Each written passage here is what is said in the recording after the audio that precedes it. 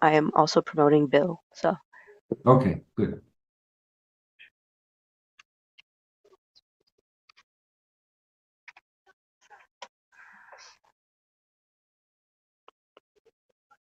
Recording in progress. All right, welcome to the Wednesday, December 11, 2024 Design Review Board meeting. Public comment is by Zoom or by phone by calling 877-852-5247 or 888-788-0099 and entering meeting ID 974. Sorry about that. ID 974-6174-9412.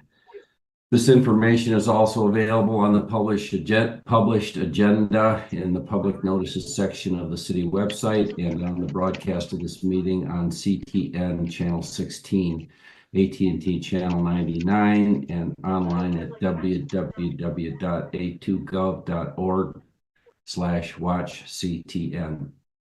The Volunteer Resident Design Review Board, appointed by the mayor and confirmed by City Council, fosters excellence in Ann Arbor's built environment design and advises applicants on meeting downtown design guidelines. First, the applicant presents their proposed project for 15 minutes. Then the board discusses the design. After that, members of the public can comment for up to 3 minutes each. And Hank, if you would take the roll. Board Member Perkins. Here. Board Member Burns. Board Member Singleton. Here. Board Member Kinley. Here. Board Member Mitchell. Here. Liaison Kotarski. Here. Board Member Ramson. Here. You have a quorum. Okay, thank you for that, Hank. Next on the agenda is approval of the agenda. Everybody's had a chance to look at it. I will entertain a motion and second. Motion to approve. Second. Moved by Bill and seconded with his hands up by Dick. Any further discussion? All those in favor signify by saying aye. Aye. Aye. Same sign. And the agenda is approved. Next item is approval of the minutes of the November 13 Design Review Board meeting. I'll entertain a motion and second. Motion moved. Second. I'm going to say moved by Wendy and seconded by Lori. Any further discussion? All those in favor signify by saying aye. Aye. Aye. Opposed, same sign. And the November 13, 2024 minutes are approved. Next item is communications. Brittany, according to your notes, there were none. Is that still the case? that still holds true. Okay. All right, good. And then on to public comment, Brittany.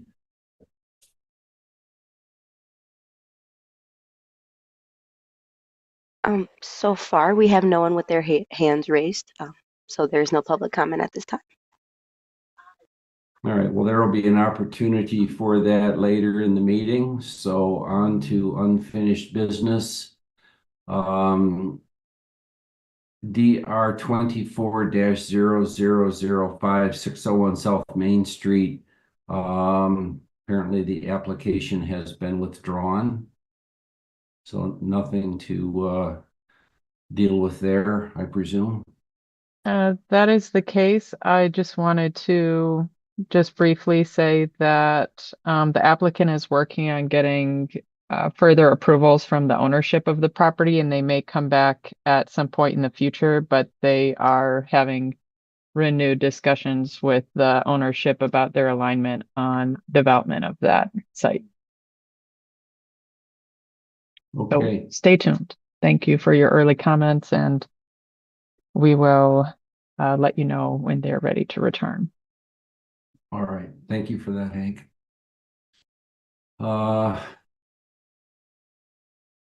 Then on to regular business, DR 24-00061, 1208 South University Avenue and 610 South Forest Avenue. Looks like Matt is the planner assigned to this one.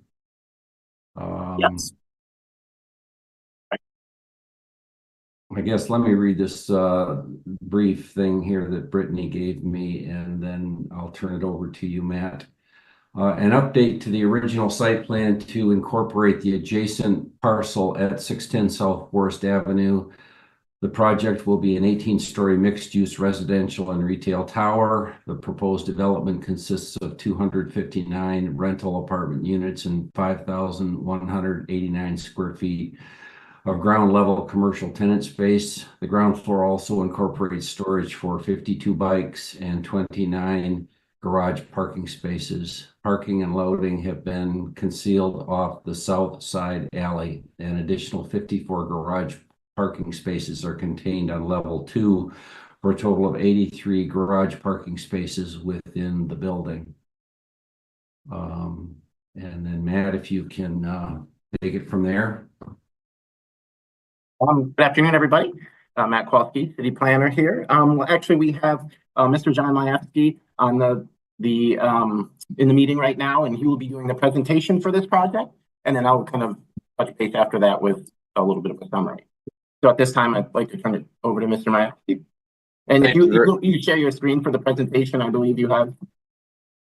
I don't have it up. Could you share? Oh, do you have it by chance? Yeah, I could. I thought you're okay. Great. Yep. I've got it ready. Here we go. So let me just.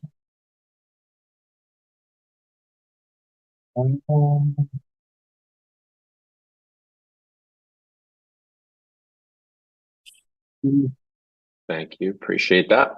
Okay. Yep. No problem. Wait, is that that's the first, right? Yep. Yeah. You Okay. could click. You could click to the next one, if you don't mind. I think overall, this was just. I want to do this because there's not a lot of time, but this was what you saw the last time we came in, and so I just wanted to show you basically what we had. And then the next image is going to show you where we're adding on. So hopefully it pops out here, but I think it will. If you don't mind clicking to the next one. There we go. There, you can see where that portion of the extension of the building sticks out. And that's what I'll kind of walk you through. But that's conceptually the biggest difference way by far from a massing perspective. So if you click to the next. This is actually talking about the materials. That's the other aspect that's changed. Currently, the building, the only difference that you see from this view, which you saw the last time, is we have added an extra floor in. We were able to basically squeeze in an extra floor within the height requirements by taking a little bit out of each floor. We still are maintaining 9 foot, basically 9'10" floor to floor. So our ceilings will be right around 8'11". So we still have, a really decent ceiling height and then a higher ceiling height up above and basically a very high ceiling down on the very first floor. So none of that has really changed. Material wise, everything is exactly the same, except the last time we spoke with you, there was a concern about everything above the brick being made out of EIFS or stow panels.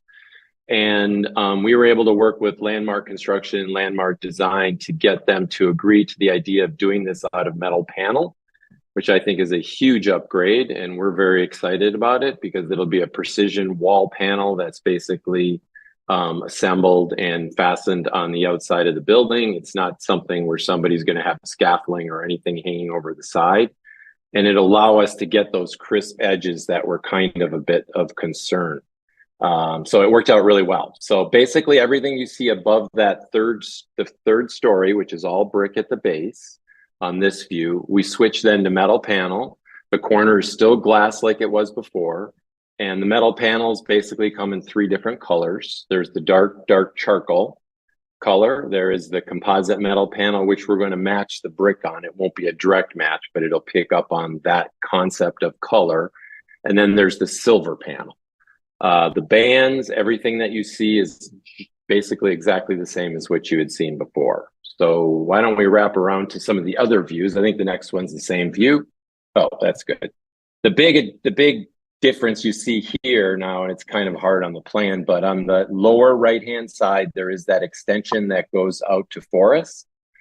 And that just allowed us to basically stack up and add that much more to the building. That property came for sale after we were approved. And that was just something that our client decided it would be a good idea to add it. The part behind that in the lower level, which we refer to as the transformer park, is something we're going to work with DTE, the Downtown Development Authority, the city, and every other kind of engineering aspect that's within that building to see what we can do to kind of fix it up. Probably can't get rid of the transformers, not intending to get rid of trees, but there's going to be a lot of work that's going to go on there, not for our building, but for DTE to provide more power to this part of town. So we're hoping what can come out of it is a major improvement to not only with the building there, but to that park. The only other thing I would point out is previously where our trucks pulled in and out was not owned by our client, but it is currently owned. Doesn't change the building, but where you'd see the trash dumpsters wheeled out onto property, that's now private property with an easement. So the city can go in and out as they please, but it gives us the ability to have a place to store the trash outside when it's picked up. Generally speaking, other than adding parking, as was mentioned, we added an additional 73 units. We added 275 beds. We picked up 6 extra parking spaces and added about 612 square feet to the retail area, which was something we were asked to do. And then we also picked up 42 bike parking spaces. That just meets code. We have plenty of bike parking. It is something that is intended so everybody understands that the post office is going to come back in. In this plan, they'll be in that upper right-hand corner right next to the bike storage, which fronts the street. That was also a request that we received from the community. And then if we just go to the next plan, just a second floor parking, that was here before, but on the wing that sticks out, we have a 2-story fitness center over on Forest. So we have weights pounding below and above our residence. It's kind of a perfect situation over there. And then the next level starts to show more of a typical floor. I think you can click to the next one that just has a study. This is very much the typical floor. And you can see how that extension kind of sticks out. We go to the next one. That's just showing the same thing. Next one. That takes us to our roof deck. That hasn't really changed, except there is that big extension that sticks out. We've always had the pool up there in that open terrace area. One of our primary kind of amenity spaces sits across the south side of that smaller portion of the building that sticks up on the 18th floor. And then the next image shows you how we've been able to add the solar to meet the requirements for 60% of the roof. This is literally one of the only projects where this is achievable because we're focusing on the addition now with the 60%. So you can see we are actually able to cover it pretty much everywhere, except where we have to pull it back 4 to 6 feet for the fire department and for our window washing cleaning equipment around the outside edges. And then the only thing we don't have it on top of, because there's just not a lot of space and we have to have a big massive exhaust fan, is on top of our stair and elevator. But that is going to help us achieve what's needed to get to the requirement for the solar. And next, I think this just runs through all the numbers, which I've basically already kind of run through. So I think with that, I would just open it up to any questions that you have. We can go through these if you want real quick, Matt. Why don't you click through them? That doesn't show anything different. Sorry, the next one will.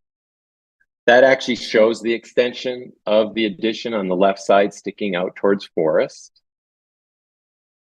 The rest of the building was basically exactly the same as you see before. Now you see it actually sticking along the park to the south. Now a good third of that was already there before, but then we extended it out all the way to Forest Avenue. And you can see the parking garage is kind of shaded in. And if you look very closely, there's a dashed line. A lot of this you won't see because the parking garage hides it. I think, as we explained last night in our community meeting, we have a good neighbor to our south for anybody who's concerned about height in Mass, because that's actually owned by the university and the city, the parking garage, and that neighbor is not going to change in the foreseeable future. This actually shows you if we're on basically the Rick side, over on the other side, you can see it, and the building is kind of very similar on that side to what you had seen before, except metal panel versus EFIS. And those are insulated panels. Next. And these just run through all the elevations. So I'm more than happy to go through that. I think everybody has that. The building is all electric as it was before. It's always been a concern for a lot of folks. So we just want to make sure they're aware of it. And it does fit into all the specific height requirements that were required to meet as it did before.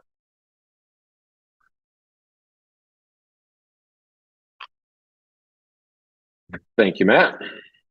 Thank you. All right, John, thank you for that. Matt, you have a staff review that you can present to us, please. Yes, thank you. Petitioner did a good job of summarizing up the current project, and they touched a little bit on the history. As you know, this project in a slightly reduced form was before you guys, I think exactly a year ago. So that this project has already been, so the previous project that the DRB has seen about a year ago, that has already been approved by Planning Commission. So they do have an approved site plan for the site based on the design review board plans that were previously presented. So again, like it was an interesting project because again, staff's comments, most of which staff's comments were the original way time around, most of them were echoed by the DRB and they've been addressed by the petitioner. Through the first review, staff had concerns about the use of the stow panels that was addressed.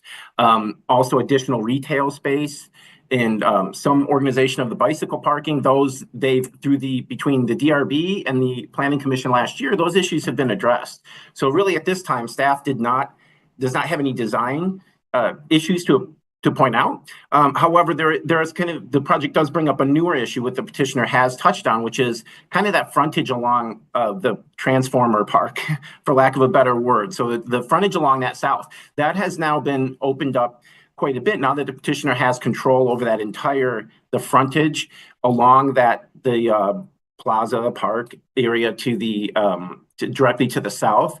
So as you can see from their building designs, they have they're utilizing that space for mostly like emergency egress or like I think it's access to a stairway and things like that. So so that part of the project is new, where staff would be looking for planning staff a little bit clarification. And again, this was pointed out with the petitioner, and he mentioned it as well just now that they're going to look to work with city staff as well as probably will end up getting the DDA involved and ultimately seeing what DTE's plans are for that area, because a lot is of course dependent on them. So at this time, really, the staff's only remaining comments would be to continue to work with the petitioner, which we will through the development process. We imagine this project is going to be submitted shortly for another site plan review, which will ultimately require City Planning Commission approval once again.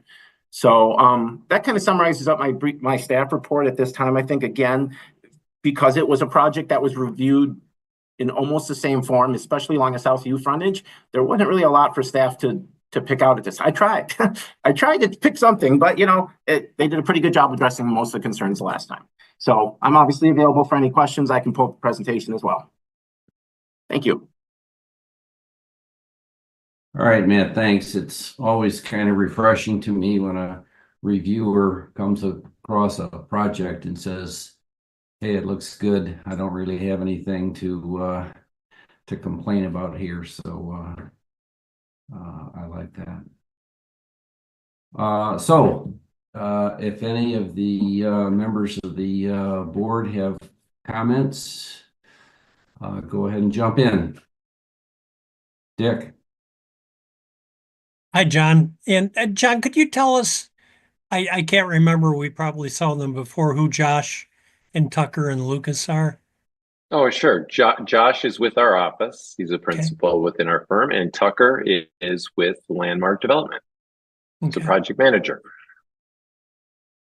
And I remember the last time we talked about this, there was concern and a lot of conversation about the coming and going of cars, trash pickup, DoorDash, that kind of things, and how it potentially might have conflicted with pedestrians. So what has changed? Am I reading this correctly that the dumpster is now being picked up off Forest? And I think that's a new thing. Am I right? It's actually still being picked up off of the, I'll call it the alley, although I guess it's a city street to the south. So we still are picking up in that, it's the exact same location. Oh, it is. The difference is Landmark purchased that property from the city. They're not building anything over it, but they purchased the property so they have the right to roll the dumpsters out and have it become a pickup and access point. Okay. We still, I think we're all going to work together to try to keep the kind of public plaza, and there is some requirement for some parking along there, and we want to work with the DDA to actually promote as much pickup and access as we can off of that plaza, because it still makes the most sense, you know, to be able to have that become active. But fundamentally, as far as South University, nothing has changed. And everything that was set up there is basically set up after going back and forth with the fire department and the DDA and city staff. So we haven't changed anything there. Okay. That's it for now.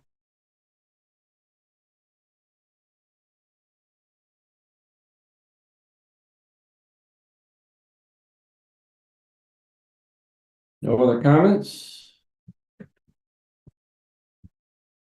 I sort of echo a little bit of what Matt said, where, you know, we did look at this project before, and I think one of the major concerns, for me anyway, was the picking up of that orphan parcel on South University, so, or on South Forest, I'm sorry.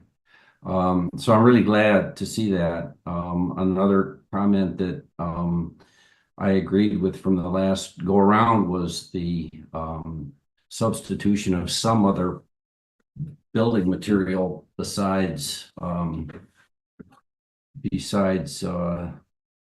stow or whatever, drive it or whatever product was being proposed. And so I'm really glad to see the metal panel substitution. I hope that, you know, as projects evolve and budgeting happens and things come and go and the whole push and pull thing, I hope it stays. But I don't have anything, I guess, further to add. Lori? The very minor point, but I don't recall what the finish was on the last go round of the metal railings on the balconies. I see that they're noted as painted to match the brick, and this may be just a personal opinion, but I think that color on the railing to me doesn't feel very sophisticated or exhibit kind of a quality or a richness that something that maybe a black or a charcoal or something would have. To me, I'm having trouble visualizing that in a, you know, a reddish color for just the railings in front of, I don't know. To me, it doesn't jive with the design and the kind of quality in a painted finish that's red. Seems a little odd to me. But if I'm an odd man out on that perception, and other reviewers don't agree, then I can set that aside. Just felt the need to flag it. And I would add, we wouldn't have any problem studying that in black. So that, or charcoal, you know, some other color. So the colors came about because we've been challenged by some of our residents in Ann Arbor to punch the building and have more color. Now, they would really like this to be super bright colors. We're trying to find something that's a little bit more respectable, but I totally get what you've said and would be more than happy to study that and kind of work with Matt to see what we think makes sense for everybody. Thank you.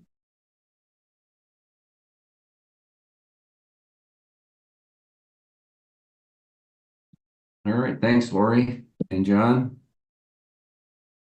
If you need another voice, I'm comfortable with what I've seen today. All right, Bill. Did you want to say something else? Okay. All right, anybody else?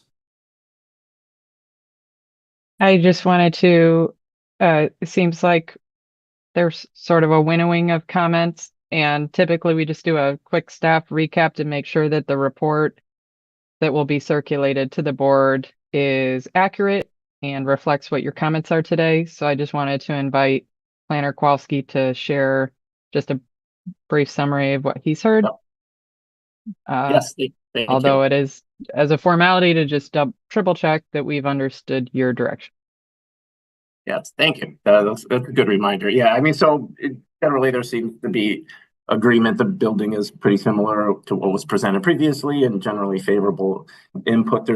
We had the question about the trash pickup, but I think we addressed that about the consistent or where that's coming from and how that would be served. Glad that the stove panel, that was a comment that was again brought up tonight, was brought up previously. Glad that was addressed. Replaced with a better looking material.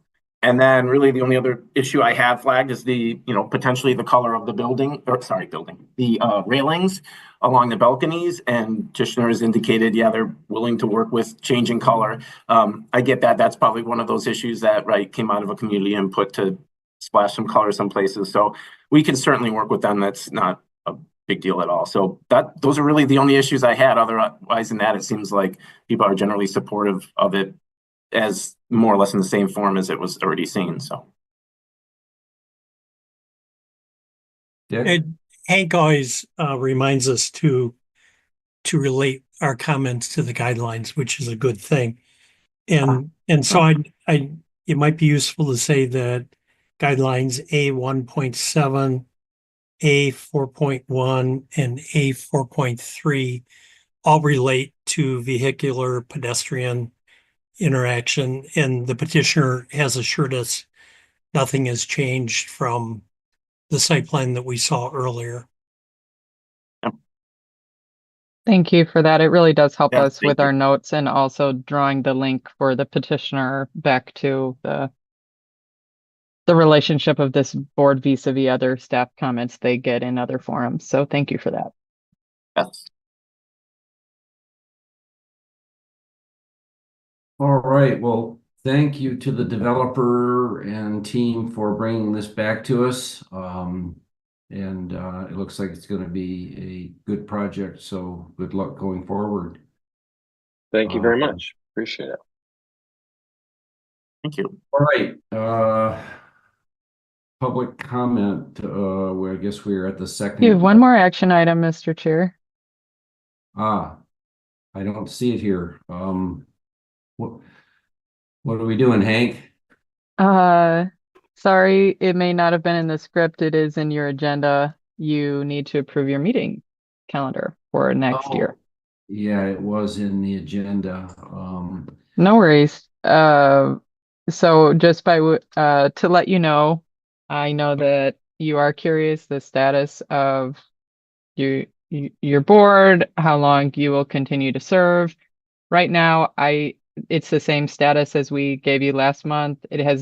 There has been a presentation on how to implement the council resolution directing staff to incorporate the design reviews at the staff level to sunset the design review board. However, we have not progressed past that recommendation.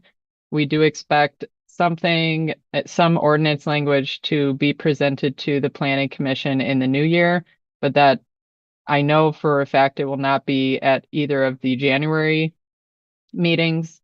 So we're looking at the earliest that this language would be presented to the planning commission would be February.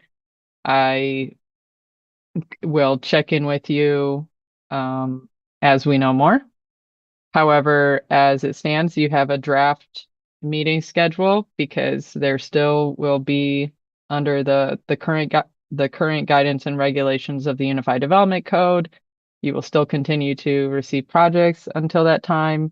We're grateful for everyone continuing to serve in this uncertain scenario, and we do appreciate your service to interpret and apply the design guidance that you have and your expertise while we do have you. So please let me know if you would think that you will be dropping off of the board early, but before it does have a recommended closure date.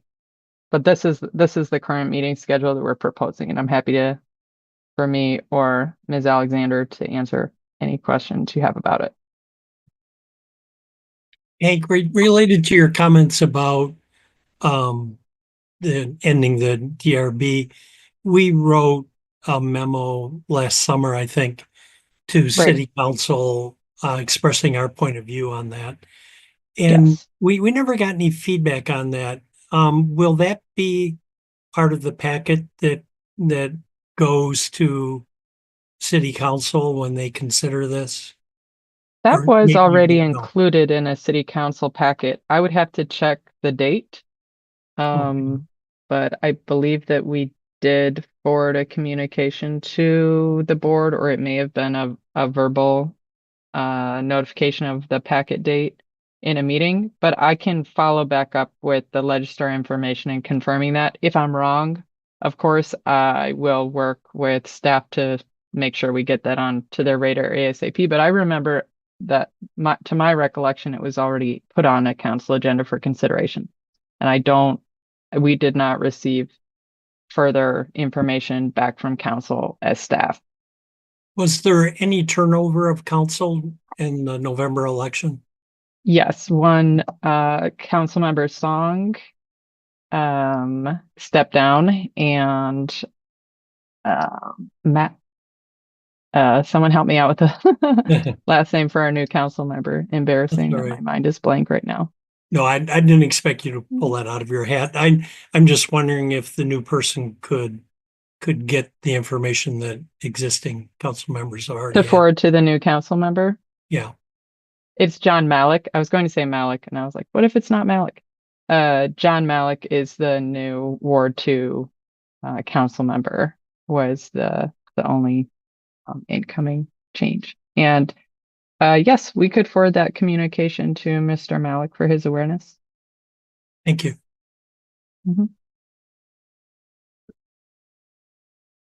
Are there any of our appointments that are up for renewal prior to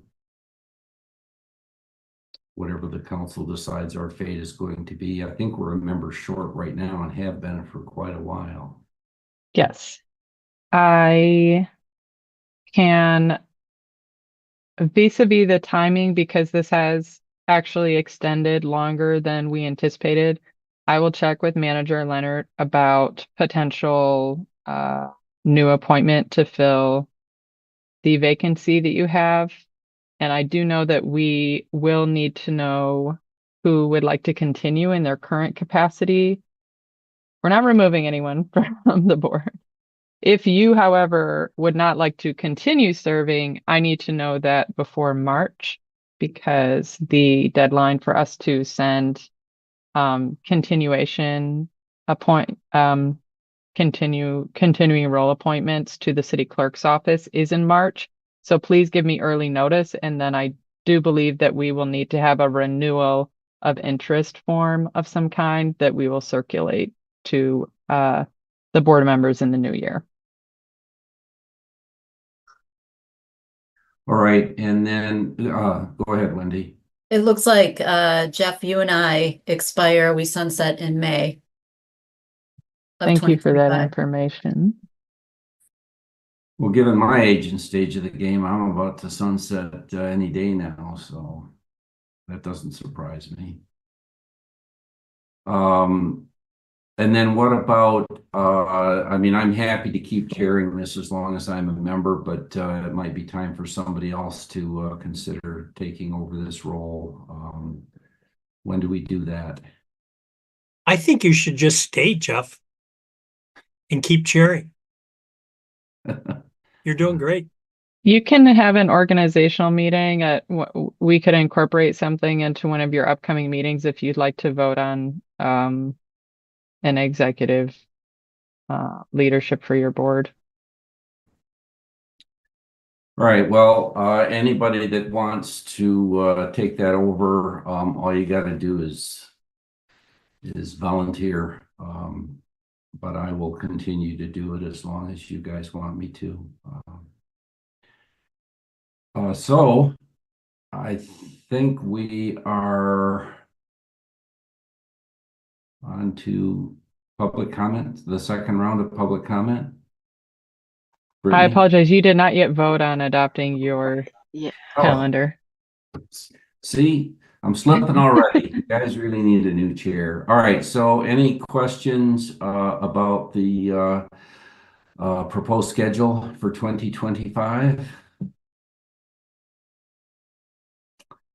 All right, then I will consider a motion and second to approve. Moved by Bill and seconded by Wendy. Any further discussion? All those in favor signify by saying aye. Aye. Aye. Opposed, same sign. All right, so the schedule is approved. Everybody can put it on their calendar for next year. And Hank, if you could let us know what our fate is going to be with the earliest possible opportunity so we can plan accordingly, that would be great. Will do. And you will receive calendar invitations from Ms. Alexander. So as long as your email is up to date with us, then we can put it on your calendar for you. Okay, thank you. Now we can do the second round of public comment. Brittany? Yes, at this time, you guys don't have, no participants have their hands raised. All right. Well, then we are on to adjournment. Before we do so, I hope everybody has a happy holiday season and safe and prosperous new year. And it's been enjoyable serving with you all during 2024. And I look forward to seeing you all next year. Thank you all. Thank Happy you. holidays. Thanks, Jeff. Thank you for your service.